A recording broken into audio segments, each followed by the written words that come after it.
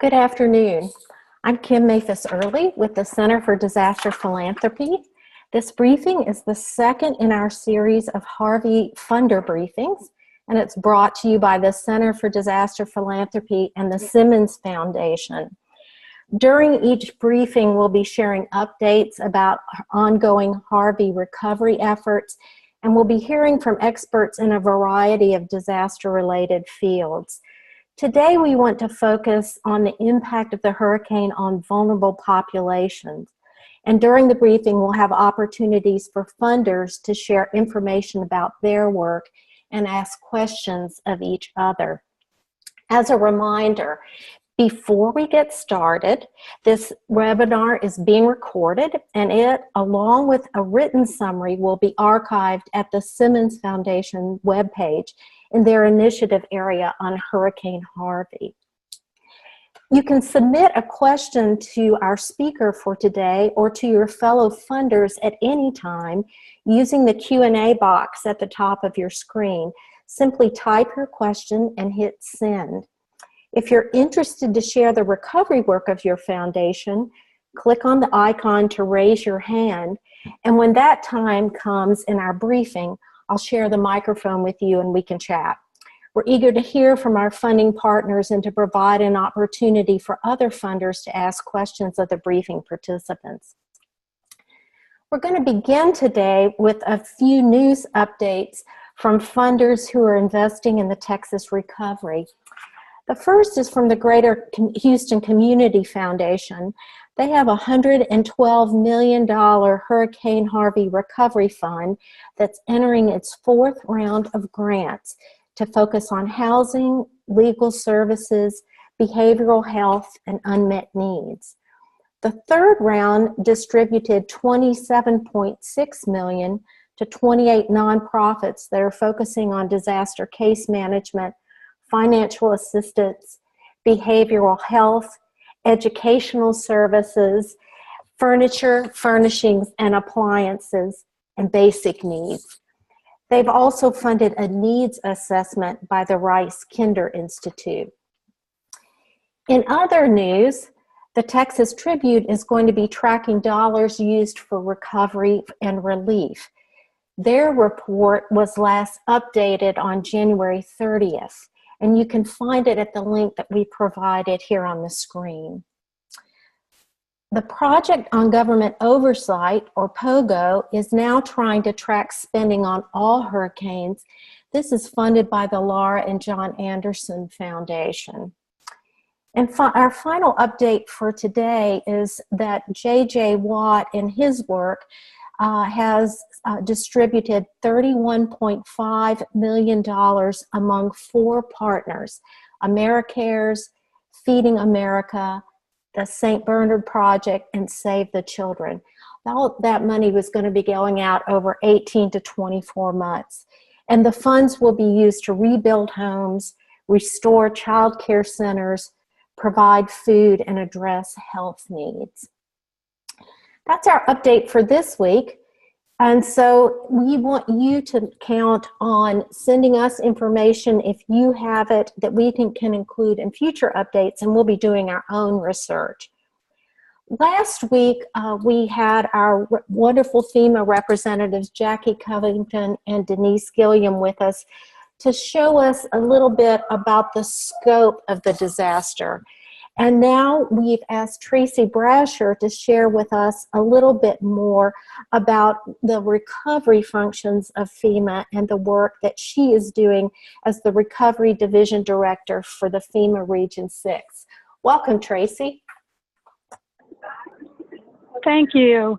Again, I'm Tracy Brasher. I'm the Recovery Division Director for Region 6 and also a Deputy Federal Coordinating Officer for Hurricane Harvey. One of the updates I wanted to provide you today was on our community planning and capacity building recovery support strategy. One of our primary goals for that strategy is for state and local recovery leadership and key stakeholders to have access to timely information, data, tools, resources, and technical expertise to inform risk-based recovery decisions. Our strategy for that goal is to coordinate and facilitate the sharing of disaster-related data, analysis, and resource information to inform recovery decisions. And some of that ongoing and planned support activities include developing and delivering a neighborhood analysis tool, coordination and sharing of pre- and post-disaster data between and among federal agencies, state and local governments, and other organizations to inform local decision-making, and contribute to the development of a recovery resource library for Texas communities.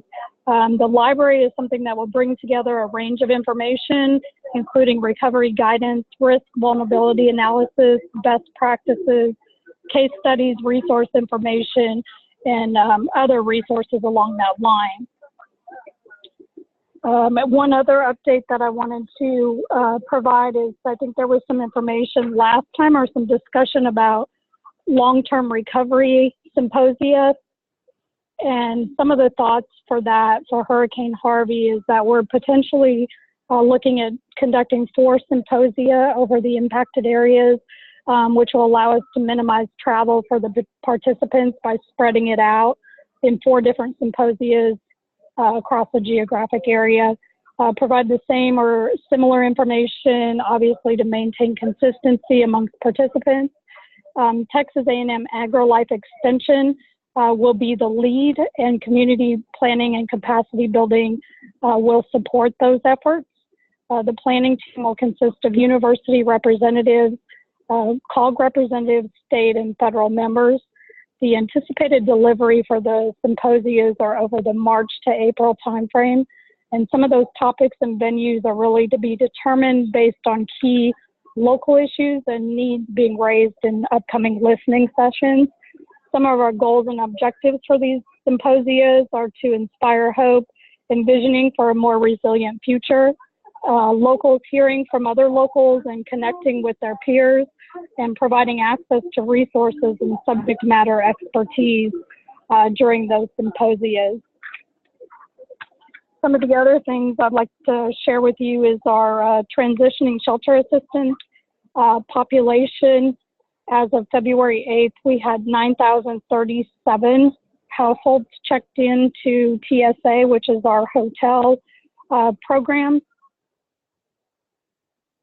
And so there's still a significant population in TSA right now. We are continuing to work with our other federal partners, state agencies, and local and VOAD partners to find assistance for those that are in our TSA hotel population right now. So right now we do have some significant efforts going on there to try to find resources for our TSA population.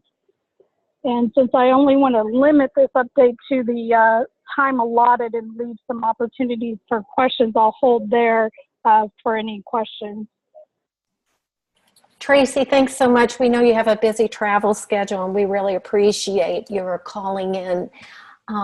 Right now, I don't see any questions coming in. One of the questions you briefly touched on is that there were some news reports about the end of temporary housing vouchers. Can you tell us, was that misreported? Are folks going to still be able to access temporary housing when they can't yet return home?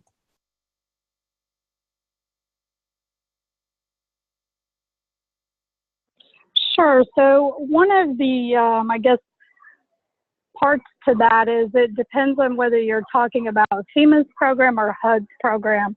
FEMA's Transitional Sheltering Assistance Program is a hotel program, but it's not a voucher program. We actually pay the hotels directly. Currently, that program is extended into March, and we would anticipate that the state would request another extension, which would then have to go to FEMA headquarters and be granted approval for that. Now, there are HUD vouchers that I believe are set to expire at the end of the month, and I can certainly reach out to my HUD counterpart to get some more details on that. But those would be the vouchers that they use through their public housing authorities. And I'm not sure, I know they are working diligently on HUD applicants that are in TSA right now, so I'm not sure whether there's been any additional discussion on whether those vouchers will be extended or not. But the FEMA program for TSA goes into March, and again, I look for an extension request from the state to go beyond that time period. Great, that's really helpful. Are there any other questions from the folks who are attending the briefing today?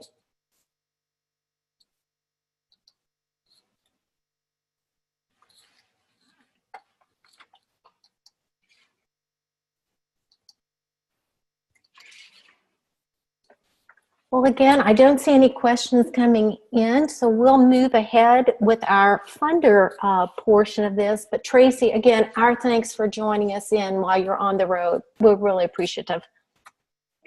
Thank you very much. Have a good day. You too. All righty. Now we're going to turn to those who are attending this briefing. If you have news of funds you've established or needs that you've seen in your service areas that you think would be helpful for other funders to hear about, please raise your hand by clicking on that icon on the screen. If you have questions or requests for other funders that you'd like for me to announce and then we can share with other funders, we can do that. And please wait a few moments after I've recognized you so that we can be sure your mic is on. Unmute that. And if you'll give your name, the name of your funding organization, and wait just a second before you speak, I'll recognize you and we'll move ahead.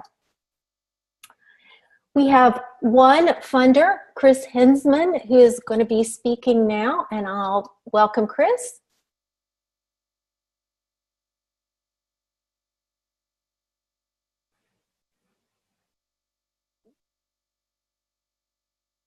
Chris, be sure to unmute your mic.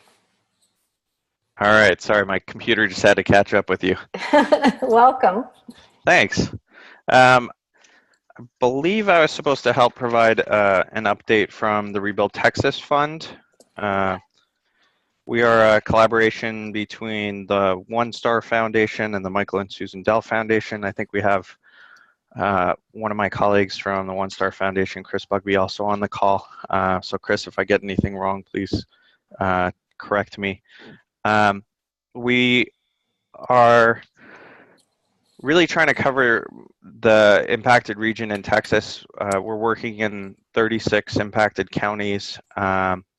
We've followed the Commission to Rebuild Texas, the larger effort in conjunction with the governor and the Chancellor of Texas A&M. And so we're following those same regions 1, 2, 3, 4, and 5 that divide up the impacted area.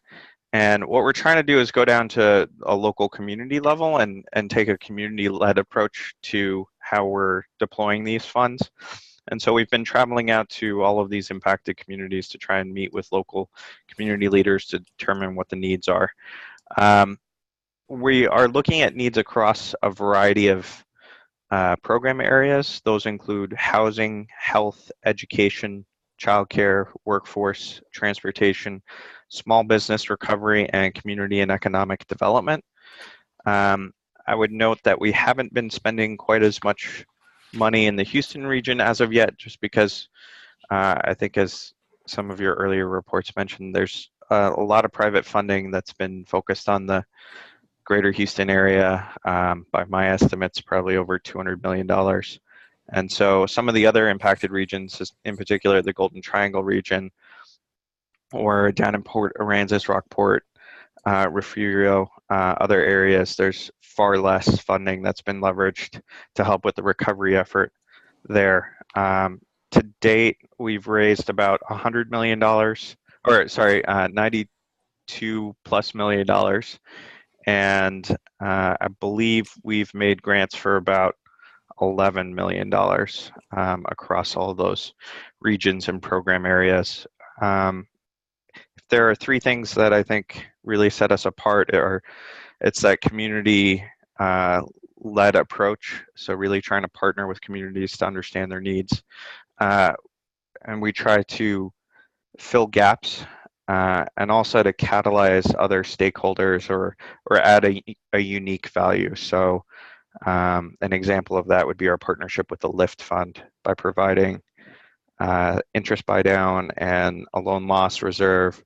We were able to partner with LIFT Fund and bring in Goldman Sachs to create a $7 million fund to help small business recovery. And so that fund's gonna provide, I believe, loans of up to $50,000.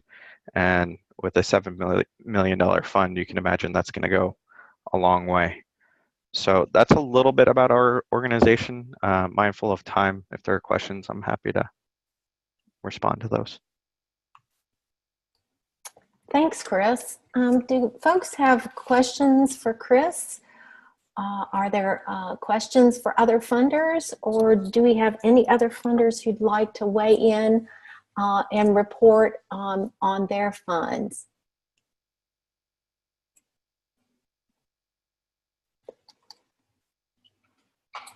LaShonda Renee, if you'll give unmute your microphone, give your name and your fund, and tell us what you'd like for us to hear.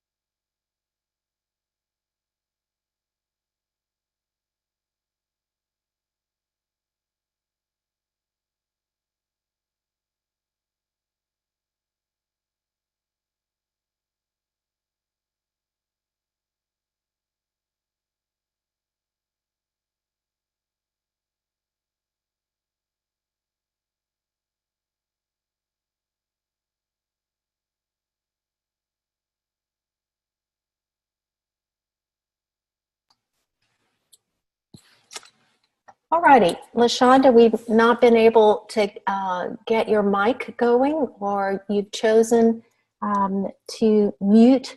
Let's go to questions. We have one question here. Are any funders providing technical assistance to nonprofits that might be potential grantees to prepare them for grant applications?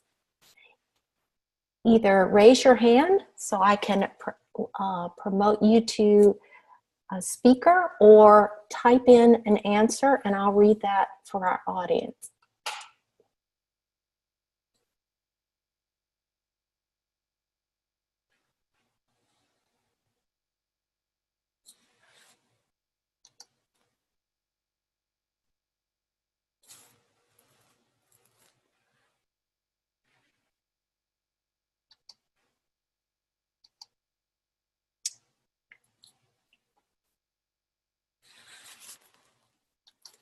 Okay, LaShonda, let me encourage you to raise your hand again. I'll promote you to a panelist and we'll hope to get you on speaker.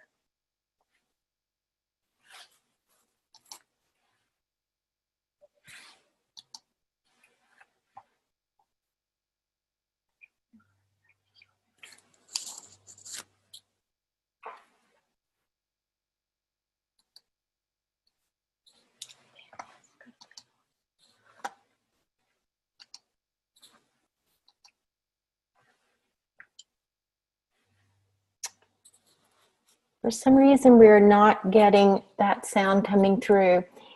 We do have a note from Chris that Rebuild Texas has been working with grantees to help get proposals ready, but that they're not providing formal support or technical assistance. Any other questions or opportunities from funders who are on the call to share with others?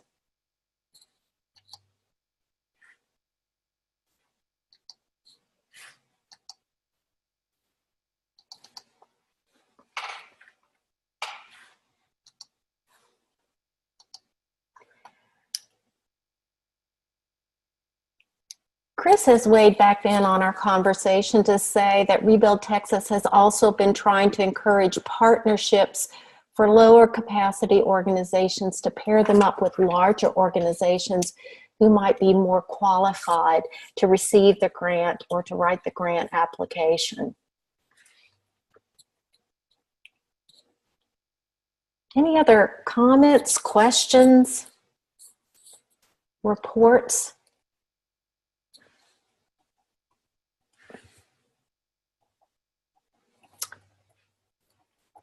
Here's a question. One of our participants is interested to learn more about opportunities to participate in the support of recovery for small businesses. True Fund Financial Services offers small business lending and technical assistance, and would like information of funders or particular funds who might be accomplishing that work.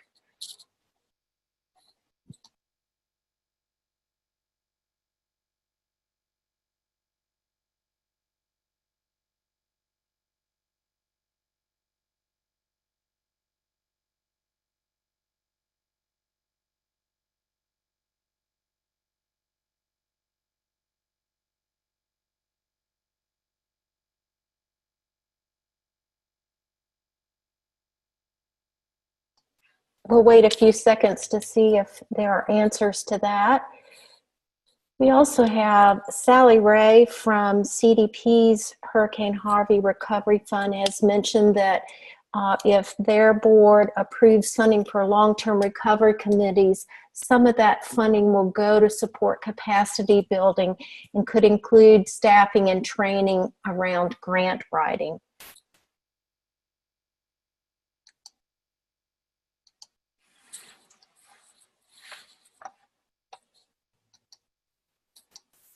Any other questions or comments from our participants?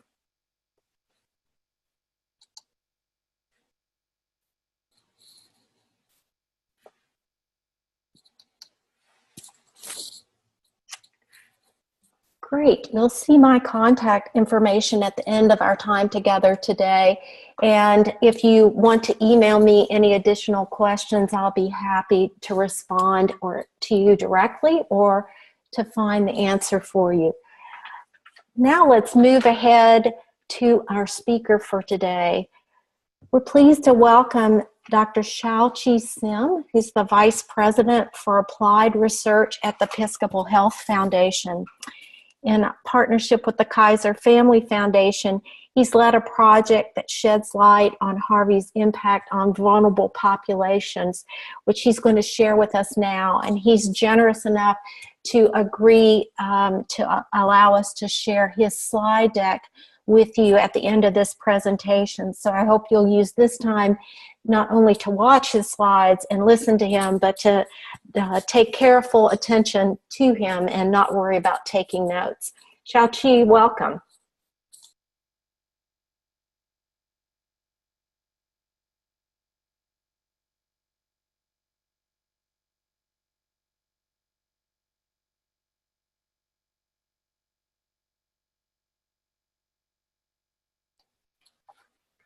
Shao-Chee, remember to unmute your microphone, please.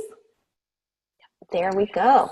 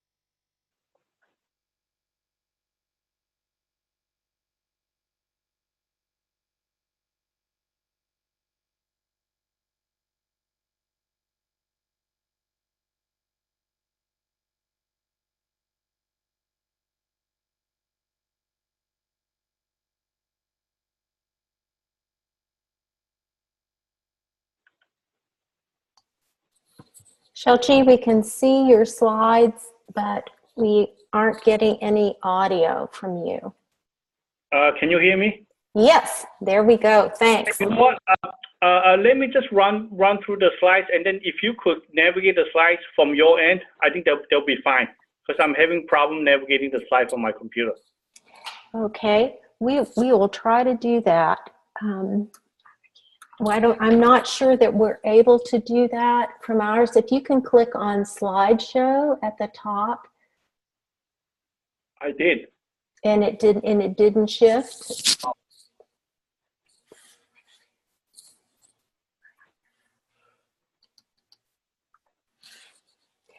We do not have control of the slides, so if you just want to go down them one at a time, we're happy and patient to look at it that way. Okay.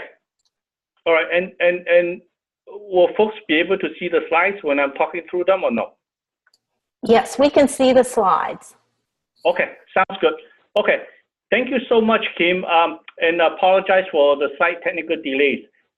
So the work that I'm going to be describing or summarizing are the research work that both at our Episcopal Health Foundation and our collaboration with the Kaiser Family Foundations that we worked together on it 2 to 3 months after Hurricane Harvey. I guess I'm going to go right in, first just to talk about Harvey in terms of the big picture. What we learned from the National Hurricane Center a couple of weeks ago is that, in terms of the record inches of rainfall, it's no longer at 52 or 53 inches. We were talking about over 60 inches of rainfall, for 4 continuous days, during late August. And in terms of the big picture, we were also seeing, at least 500,000 homes being impacted by the flooding. We're also talking about over 900,000 Texans apply for FEMA assistance, and the economic impact estimates from this disaster range somewhere between 180 to 200 billion dollars. With that said, as a foundation that's based in Houston, as well as our service area cover 57 counties in Southeast Texas, and I would say about 25 of them, are in our service areas. We were very interested, as right after Harvey, in terms of trying to figure out what is the appropriate role for our foundations. What is it that we could do? And how could and where are the information gaps? So we actually intentionally was being very, very cautious and really wanted to get a sense of what's going on then, what was happening, and who is doing what. So we started with looking at some of the FEMA data that they put in their public website, the public domain, in terms of the ability to create a FEMA property damage a GIS mapping file on our website, and I'm going to talk a little bit more about it. We also were able to access and analyze FEMA assistance data across all 41 counties that were federal disaster areas, and analyze the zip code level data by both in terms of number of applications submitted as well as the percent who were approved for both renters as well as homeowners. And last but not least, we partner with the Kaiser Family Foundation, a very well-known national organization that has done a lot of work in conducting phone surveys as well as focus groups. And with our foundation's a very apparent objective in mind, that we also wanted to look at these issues more from an equity perspective, really thinking about the low-income vulnerable populations in the affected area. So in terms of the mapping, what we were seeing was that this was again this was going back to perhaps late September, early October-ish, going back to what were available at that time. We were able to obtain some raw GIS mapping data from FEMA where it will allow us to map the property damage assessments across the 41 disaster areas. But the major caveat in this, and we are hearing it from many of the community groups that we're presenting the data, this estimate 5 is probably at best very, very conservative and doesn't capture the actual count, census count of the property damages. Nonetheless, we use this mapping data to at least show the extent and the widespread property damage that Hurricane Harvey has caused. And it was a very, very helpful tool for us, as we are engaging other stakeholders in this conversations. I think the unique perspective of this mapping tool was that we actually superimposed the property damage mapping file with CDC created social vulnerability index file. This is really telling you goes to address the resiliency factor of these local communities in terms of populations, poverty, low-income populations, housing, transportation barriers, employment types of barriers. So it's actually been very, very useful to overlay the property damage to these various communities. And it also allows us to, as we engage the data with potential stakeholders, talk about how to prioritize needs and prioritize the next step conversation. Next, in terms of our mapping project, we were able to get to obtain FEMA applications and assistance status for at every zip code level across these 41 counties. And all these informations are available on the Episcopal Health Foundation website. Please, feel free to look at it. Again, I think, the notion that that we are not only, being able to access the application data at a zip code level, but also the approval rate. And this, again, help funders in terms of, what are some zip code areas that, they may, want to look into. And the data is also broken down by both renters as well as homeowners. But I guess, given the slight delay early on, I won't go into it. But again, all this data, are available on our Episcopal Health Foundation website, and I welcome any one of you, to access those resources. So next, I wanted to share with you a summary of a big report that we released in early December. This was, what we consider as a rapid response research. When we put together the work scope and the research design, both Episcopal Health Foundation and Kaiser Family Foundation jointly decided that it's best to, really, approach Texans who were affected by this hurricane through both phone surveys and focus groups. Basically what we did was we used a randomized probability sampling design to survey over 1,600 Texans, adult Texans living in the 24 hardest hit counties from Harvey. We did a phone surveys. It was about 25 to 30 minutes or so of phone surveys in both English and Spanish. And the time period that we had conducted the phone survey was from mid-October to mid-November, a little bit before Thanksgiving. So just keep that in mind as I'm going to go over the findings of the survey, that this was the work that we did 2 to 3 months after Hurricane Harvey. We also knew that, it's not efficient, it's not sufficient to just provide quantitative measures or survey data. And we were being very intentional about, let's try to pick some of the places and areas where we know there's a lot of unmet needs among the most vulnerable populations, whether they are low-income populations, immigrants, Hispanics, African Americans, as well as undocumented immigrants. So we did a total of 5 focus groups in both Houston and the Beaumont areas.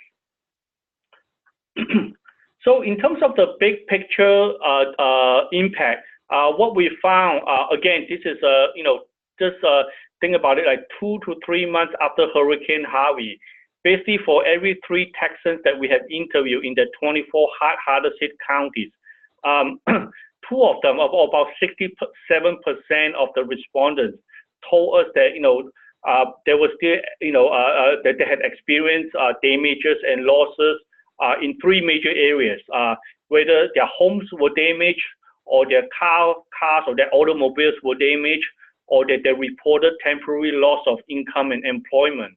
And I guess in my slide, the statistics that we were able to put together show that about 4 in 10 respondents reported that their homes were damaged. Again, across the entire affected area, and about 1 in every 5 Texans reported that their vehicles were damaged.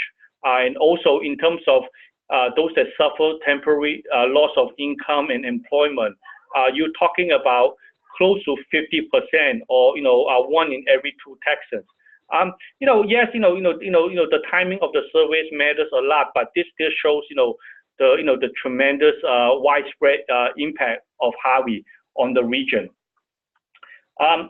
In terms of going to the next slide, I think one of the huge advantage of having such a large data set that we were able to that we use it to conduct a randomized sampling is that it allow us to look at differences in responses across geographic regions, across race and ethnicity, and across income. And as mentioned before, by Chris' presentations and some others, Golden Triangle region, along with the coastal area that near Corpus Christi, those were the 2 hardest hit region by Harvey. Again, 2 to 3 months after the hurricane, what we found was that close to 80% of residents in Golden Triangle, or 77% of them, were suffering some types of impact as a result of Harvey. In the coastal region near Corpus Christi, this is where the hurricanes first hit. We're looking at 75%. For 3 out of every 4 residents in the coastal regions were hardest hit. I do want to caution folks, though, as you are looking at this slide, what we found was that even though the number for Harris counties as well as outside Harris counties, like places from Fort Bend to Galveston to Chambers and so on, even though they have significantly lower percentages of folks being impacted, their number was still very, very high. In Harris County, you're looking at 65%. Outside of Harris counties, you're looking at 63%. So this is just one way of looking at it, across the different regions. And I guess as funders and policymakers, we often also have to take into account of, what is the size of the populations we are dealing with, and how do we kind of consider all those equity issues in terms of race, ethnicity, income level, so on and so forth. In terms of race and ethnicity, Hispanics and African American, also according to the data, did not fare that well. 80% of Hispanics and 73% of African Americans reported that they suffer losses. And also, when one look at the income category of Texans impacted by Harvey, it's very, very apparent to us that we were looking at 80% of those folks who make income less than 100% above federal poverty level. Again, just to put some concrete terms into this, we're talking for like a family of 4 according to the latest federal FPL standards. You're looking at, for a family of 4, that family earns about $25,000. Or if it's just a single person, that the person make about $12,000 or less. So this is literally those that have the least resources. And again, the data shows that they are also their percentages really stood out, and definitely more than those that have more resources in this slide. But again, I think where our foundation is very, very interested in is looking at the vulnerable, the disadvantaged populations, and the data clearly point to that, this direction. The next slide, the survey also asked questions about, how do they, would like to see in terms of, Harvey recovery priorities. What should be the top, one or two things, for the rebuilding effort. It's no surprise, things like getting financial assistance for people who needed it, as well as rebuilding destroyed homes, really stood out as the top priorities from the survey. As well as, even if you look at, the top, the third one and the fourth items, again, those are with regard to temporary and affordable permanent housing available. One thing that I do want to spend a little time talking about it is that what was very, very telling for us while we were conducting the focus group, as well as doing some follow-up research in this area, in that whenever we ask questions, do they have mental health needs? Are they being able to continue kind of keep up with their regular schedule, to see their PCPs or to continue to take, their medications? The folks tend to downplay the significance of mental health and health needs. And this was, again, thinking about what I just mentioned. This work was done 2 to 3 months after Harvey. And at the time, many of them, repeatedly told us, doesn't matter where we did the focus group, that, their major concern was to fix their roof, was to find another job, or was to just make enough income so that they could get by. Another part of the survey, that's not on the slide, that's worth mentioning is that for those in the, in the poorest category, the least income categories, they also do not have much of I guess a rainy day fund in terms of a 6-month savings where they could, draw on in terms of, getting their feet, getting them, back on their feet. So these are just the things that we expect, as time goes on, mental health issues, healthcare needs, will become, more and more prevalent as time goes on. Finally, just wanted to just briefly summarize the focus group that we had done with in both Beaumont as well as Houston areas. Definitely, many of the themes that we uncover in the survey came across in the focus groups, whether it's about loss of job, whether it's about, just dealing with, the very challenging, difficult conditions with molds and leaks and things like that. As well as, for the many vulnerable populations, their inability to catch up in terms of paying the bills, and just, figuring out how to, juggle, their various priorities. And as I had mentioned, when someone is losing their job or has lost a job, that goes, with their health insurance too. So their issue about healthcare challenges, and I do think that, stress and mental health is definitely something to, to continue to monitor. And I think going forward with this work, we are, collaborating with both Rebuild Texas Fund as well as the Center for Disaster Philanthropy in terms of working with the various stakeholders and the leadership in these counties and communities.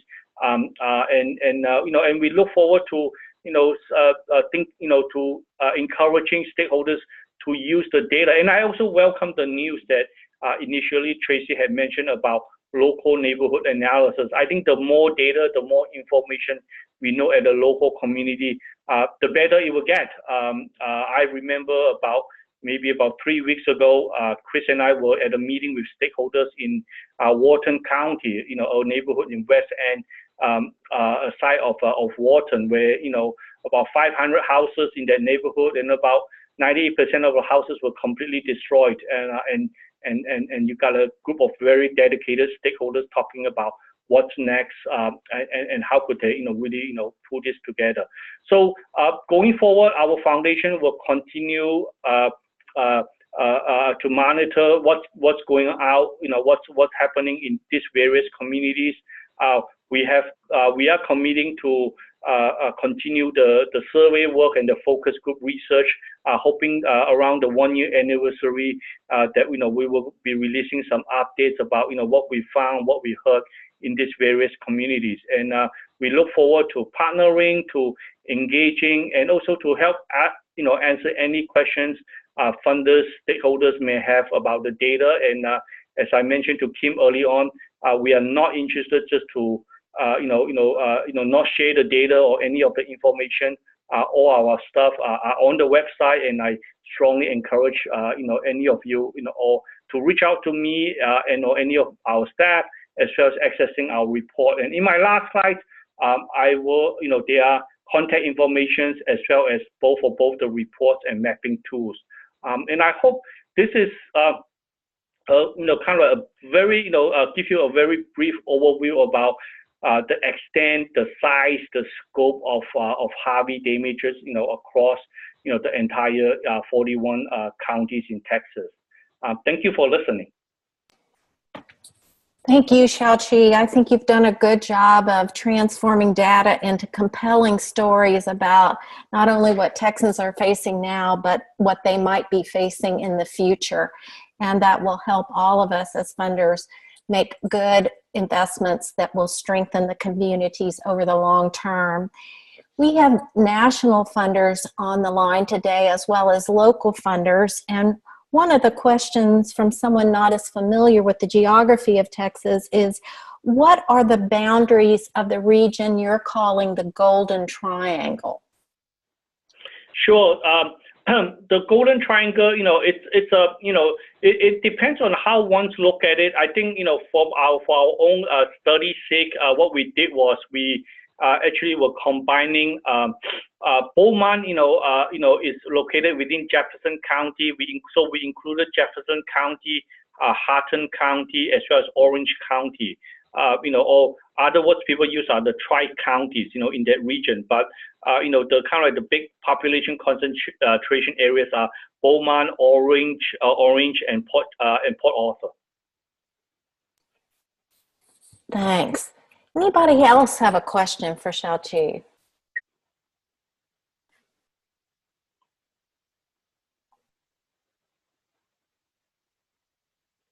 I want to remind you that having registered for the webinar, we have your email, and we will forward your questions to Shao-Chee. If you have additional questions after we leave this question and answer time, we will also forward his slides to you so that you can refer not only to the data, but to the links that he has provided there. We have one additional question, and that's from your perspective as a researcher and a person who is living and traveling and working with communities in the disaster affected area, what is your biggest worry about the Harvey recovery? Yeah, I do believe this is the question that I think Chris has touched on early on.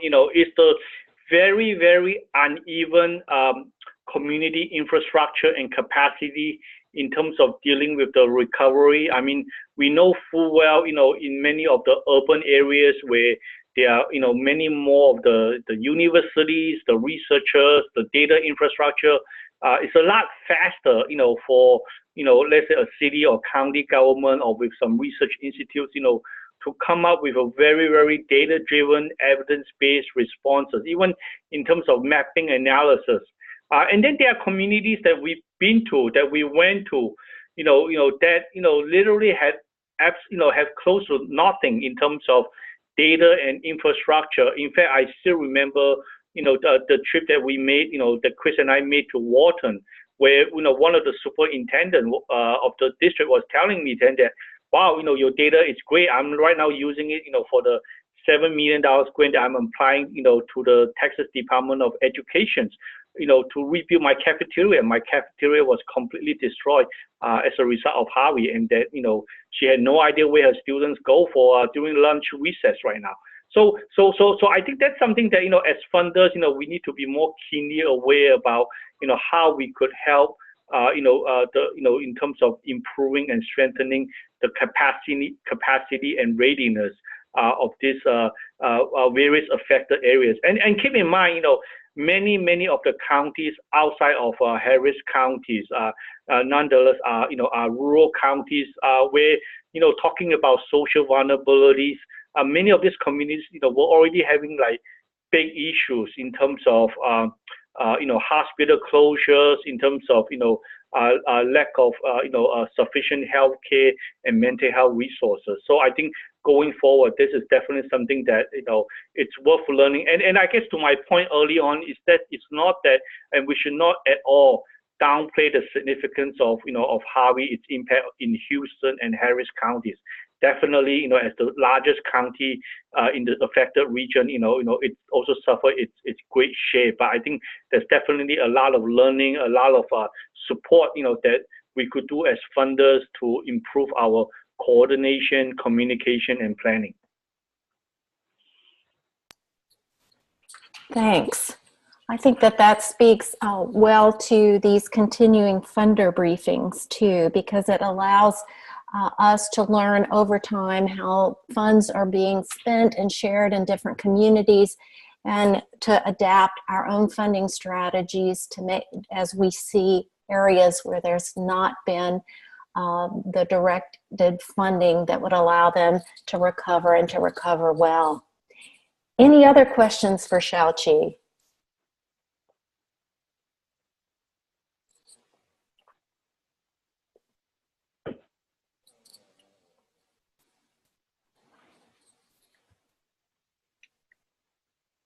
Well, we'll move to the end of our briefing for today again.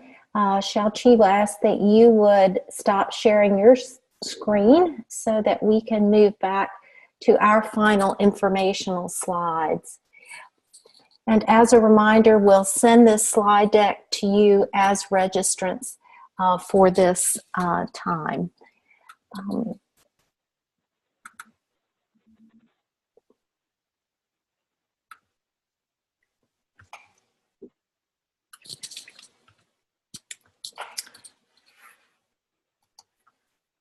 We'll be providing both a written summary, the link to the recording of this webinar, and Dr. Sims' slides to all of you as registrants. And there will also be that information provided to you from the Simmons Foundation website in their initiatives area under Hurricane Harvey. We hope that this briefing will give you some good information to share with your colleagues, and we hope that you'll encourage them to join in on our next call.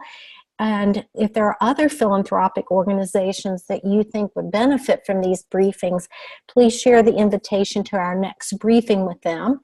That will be on Monday, February 26th. Damian Morales, who's the Disaster Services Manager at One Star Foundation, will be joining us. He serves as chair of the Central Texas VOAD, as secretary of the Texas VOAD, and as secretary of the National VOAD Management Committee.